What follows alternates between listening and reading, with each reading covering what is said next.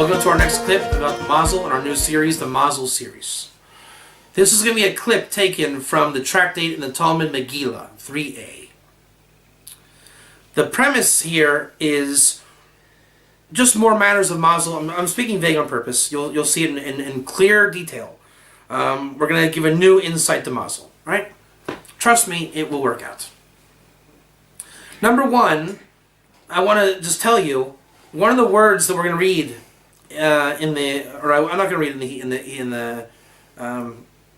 I'll read inside. But just understand that the English has made this vulgar. And because it's vulgar, this is one of the, how do you say it? Not accusations, but casualties of just life, that certain things get to become casualties. The Ger's one from proselyte to reclaiming its glory as Ger. Mazal is constellations and astrology, which it's not. So the word here is Mazlayahu. And you should know in the vulgar translation, one they call it on this occasion. Does Mazal sound like that, on this occasion? No. It can be, like if you know what Mazal is, but if you don't know what Mazal is, you're not going to get that. And another one is, they saw with their star. Their star saw. No. So, understand, the English translations you're learning are filled with vulgarity. Mazal becomes a star. Ger is a proselyte. Mashiach is only Mashiach ben David, and it is not Mashiach ben Yosef. Asar is a minister, and not a heavenly host. The list is endless. Hebrew is essential. Getting past vulgarity is essential. Otherwise, you will never get the wisdom of Jewish spirituality. I promise you that. You'll get close. You'll sense something's there. But once you say their star saw, you're going to say, well, then I should become into astrology. That word was never there. Right? That's how you get that sullied shefa. All right? You can be in a Mazal in astrology, but that's sullied. The trick is to be high, unfiltered, unadulterated, where it's pure. Let's go ahead and read inside. This is about Daniel and his vision and his mates that also had visions. There was Daniel and Haggai and Zechariah and Malachi, the last three prophets. Inahu adife mine ve'ihu adif minayahu. Just to get an easy translation here. And basically, he was superior to them, Daniel, and they were superior to him. Inu adife mine, the inu naviye v'ihu lo navi. They were prophets, he wasn't. Ihu adif minayahu, but he was more preferable to them than they were. The ihu chaza ve'inahu lo chaza. He saw, and they did not see. What does it mean, chaza? What kind of seeing? Let's just see if Rashi said anything over here. I didn't check that yet. I'm not sure. I'm looking fast, so... looks like... yeah, they were prophets. They were prophets to Israel. Look at this. Rashi says, B'shlichuso shel makom. There it is. There's the term. Right? That they were sent by God. They were Mazal elements sent by God. That's good. And their vision was from God. They were all about the Mazal. They were receiving the Mazal revelation. They are the Mazal revelation. And they were sent to Israel to be that Mazal revelation. Vehu lo nishlach li Yisrael b'shum nevuah. Daniel was not bound by Mazal. He was not sent as a Mazal card. Okay, we're going to go back to the Rashi after we keep going. Very interesting, isn't it?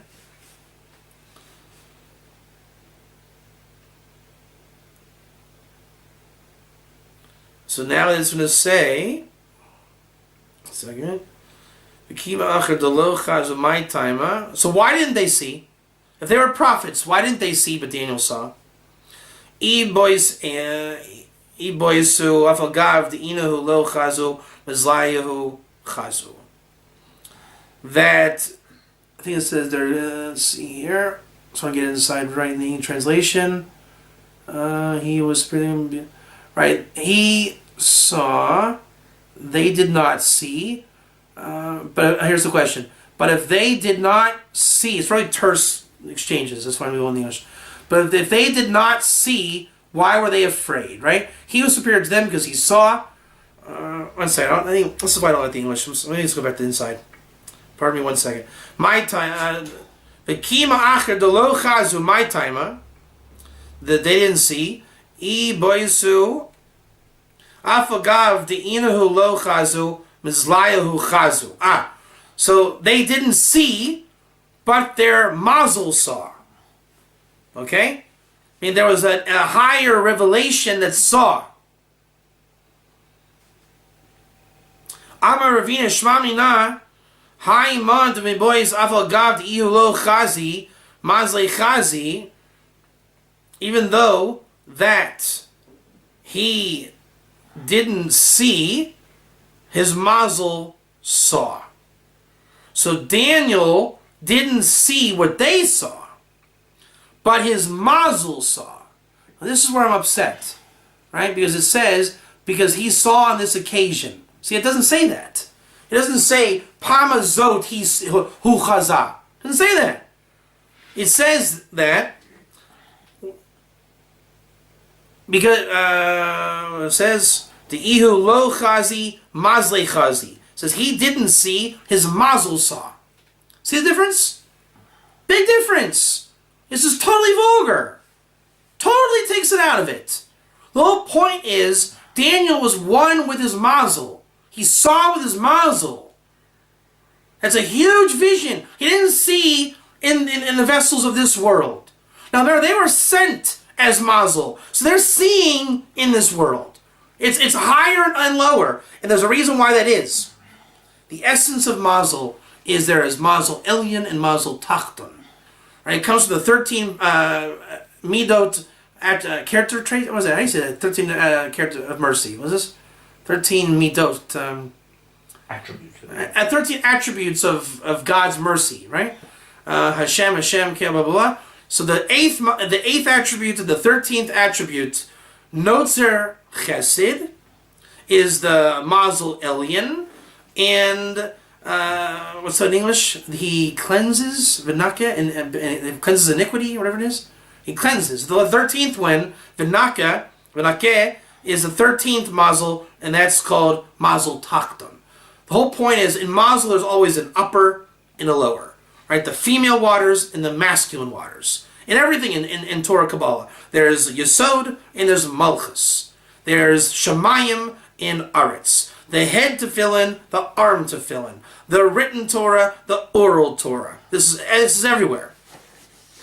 So they saw below, and they were immersed in Mazal. He saw on high, he was immersed in higher Mazal. And they would probably disagree. Right? If you were to ask all of them, what'd you see? They would say, wow, we saw Bob go and find Jane. He would say, I saw the angel of Rome attack the angel of Greece. They'd say, what? What? That didn't happen. He'd say, I saw it. And they would never figure out, because one, basically, he would be not vulgar, and they're talking in vulgarity. They're saying once God has sent it and it's gone through the shtoshlus and the agencies, it's just this amazing thing happened below. Daniel would say, I'm not even concerned with what happened below. I'm looking at what's going on in Mazal. Then they're going to say, why were they afraid? And it's because that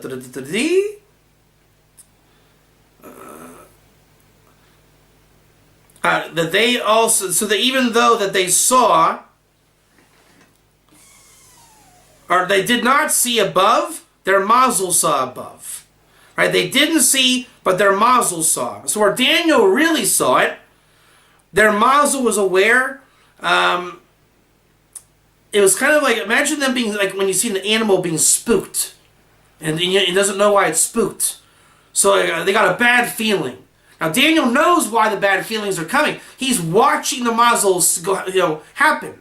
Not watching with his eyes. He's aware. He's perceiving God in motion.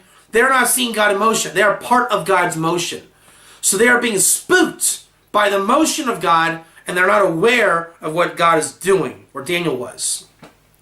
That's why I wanted to read about the Talmud. Now hold on 1 second. So the Rizal then is going to bring this into really a nice focus. That was just the source. Okay? That was just the source. Well, the better question is, what happened to my bookmark? Let's see here. Can you hand me, I pulled the wrong book, Shar Gogulim Chelik Aleph off the bookshelf right above. Should be there. I made a blunder. Thank you, sir. You're a gentleman and a scholar. Okay, so here's the picture, okay? We have Daniel and his friends are not getting along. Daniel sees something on high, and the friends are prophets even, and they are part of God's motion below. They are Mazal Tachton, he's Mazal Elyon, higher and lower. And even though the verses in the Torah are nice, they probably didn't have such a nice exchange. Right? There's probably a lot of arguments going on. You didn't see that. You're not on the level. Who gives you the right? You're a strutting peacock. All these things people say when there's machlekes. Gamda. Also, I'm just going to read straight from the Hebrew to English, just for whatever. This is chapter 20, Shar Gogulim. The Hebrew starts off with Gamda, right? Also know. That we find in one generation 2 souls that are from one source. In 2 brothers, figuratively or literally, or 2 friends. Let's say there's a yeshiva, and 2 guys are destined to be the Rosh Yeshiva. But that's impossible, because you can't have 2 guys doing one job. But they're coming from the same roots, right? Moses and Aaron is a good example. Good example. And both of them hate each other, and they're trying to kill each other in their nature. And they don't know why. Right? They get along, but they're always battling at the roots and of their nature. And even though they don't see it, they don't know. They don't really know why. And the answer is, even though they don't see this, their Mazal sees it. Remember that language from the Talmud, right? They don't see anything. They just see, this guy's bothering me. But their Mazal sees it. So they're bothered and they don't know why. This guy just bothers me. Both of them want to suckle from this common source more than his friend. Right? I'm the one who's the Rosh Yeshiva, not you. I want, for whatever reason, I want to, I can do better things in the world than you. I know more people than you. You're a good guy, but I know more than you. And I'm not telling you that because that's the gaiva. But I'm thinking that, right? I know more people. I'm more successful. You make a lot of arguments. You get in fights, whatever it is. And they're jealous. This one is nature. Right? Really, I'm saying, if I'm better than you, but I have to acknowledge that you're better than me in speaking. And so now I want to really give you a zest. Because I'm better than you, but I'm jealous of you. And vice versa, right? He's going to say on the guy, I'm a better Rosh Yeshiva than you because I'm a better speaker than you, but I'm jealous because, you have more contacts and I'm a loner, right? They both have a strength and a weakness. And they want the same thing. Therefore, if one of them would reach Ladas Beruach HaKodesh, if he would rise up with divine inspiration, right? Daniel's not a prophet per se. He's divinely inspired on a high order. That he is able to perceive God's motion. He's not subject to God's motion only, like we both are, but he is a subject and he sees the motion of God. So it's not that he can anticipate Remember, Mazal is not fortune telling. Keep that in mind. It is not fortune telling. He senses the Mazal going on. They're both from one place. He knows that. Then for sure they will come to love each other, because they'll know when to give in. Now, one guy will win, but it has to happen naturally. So let's say this guy's here going to win. All right, he's better than me. If he sees what's going on, he will let me be stronger where I'm actually stronger. And he trusts in God that he will be the victor, not because he's better or jealous, because God simply said, you and not him. I am only seeing the world below, and I'm saying me and not him. He's not even trying to fight me anymore. Obviously, I won. This guy's in for a surprise. This guy is watching it happen, and he's not hoping his friend dies or has bad happen to him like Cain and Abel. He's looking for my salvation because he knows that God simply favored him and not me, and therefore he can love me and I can love him. Clear? That's called Shtei Mazal Ke'echad. Right? There was one Mazal. Two guys had one Mazal. Okay. And with that said, that is an example of how we can get along, be of the same root, same cause. I mean, look, let's give a really crude and crass example. Two guys love one woman, right? They both want to marry her in this analogy. And this guy knows that he sees, look, let's get really silly. Zach Morris and AC Slater in Saved by the Bell both want Kelly Kapowski. In the end, Zach married Kelly. For all those 90s children out there. Basically, patience and wisdom are synonymous. If someone has the grace of the hour and the spotlight, and you feel it's your time, and you can see it, this guy is not a threat to him. In fact, in a really analogous state, this one will be Mashiach and Yosef, and this one will be Mashiach and David. Analogously, right? He's setting the stage for his success. Right? He is Yosef to that Yehuda. And that's a klal in spirituality. If they're in front of you, they took your material, copyrighted, and they got the glory, and hey, I invented Windows, everybody. But no, you stole it from Steve Jobs. Whatever it is. Let him have his glory, because it doesn't mean you're rejected.